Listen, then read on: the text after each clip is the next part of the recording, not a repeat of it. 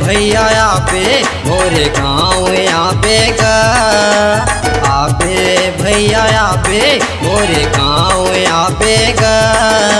मौली दाई के तोला दर्शन कराहू ना, मौली दाई के तोला दर्शन कराहू ना। आबे दीदी आबे मोरे गाँव आबे ना, आबे दीदी आबे मोरे गाँव आबे ना। मौली दाई के तोला दर्शन कराहू ना, मौली दाई के तोला दर्शन कराहू ना।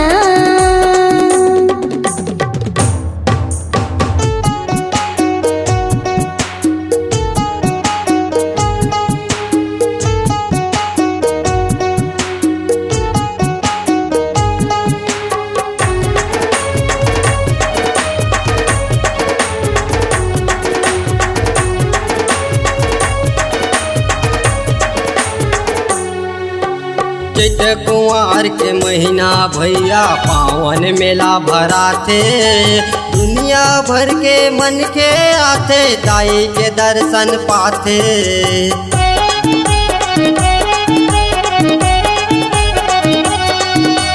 चैत कुंवार के महीना दीदी पावन मेला भरा थे, दुनिया भर के मन के आते दाई के दर्शन पाथे। धन्य मोरे सिंगारपुर गाँव, धन्य मोरे सिंगारपुर मौली दाई बिराजे ना। आबे दीदी आबे मोरे गाँव आबे ना, आबे दीदी आबे मोरे गाँव आबे ना। मौली दाई के तोला दर्शन कराहू ना, मौली दाई के तोला दर्शन कराहू ना।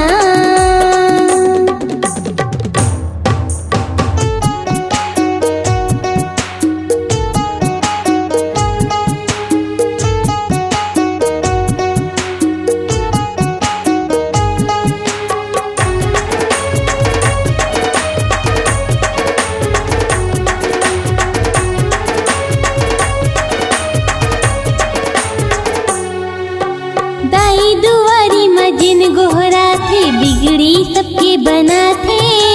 हमर मयारू मौली वो दाई सबके दुखला मिटा थे।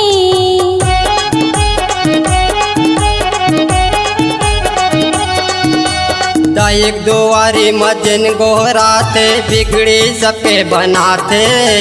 हमर मयारो मौले वो दाई सबके दुखला मिटाते। धन ही मोर सिंगारपुर गाँव, धन ही मोर सिंगारपुर गाँव मौली दाई बिराजे ना। आबे भैया आबे मोरे गाँव आबे गा, आबे भैया आबे मोरे गाँव आबे गा।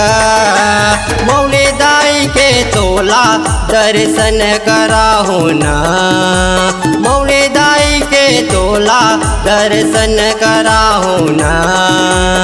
आबे दीदी आबे मोरे गाँव आबे ना, आबे दीदी आबे मोरे गाँव आबे ना। मौली दाई के तोला दर्शन कराहू ना, मौली दाई के तोला दर्शन कराहू ना।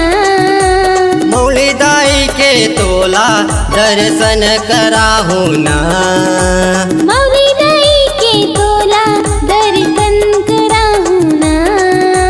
मौली दाई के तोला दर्शन कराहू ना। मौली दाई के तोला दर्शन कराहू ना। मौली दाई के तोला दर्शन कराहू ना। मौली दाई के तोला दर्शन कराहू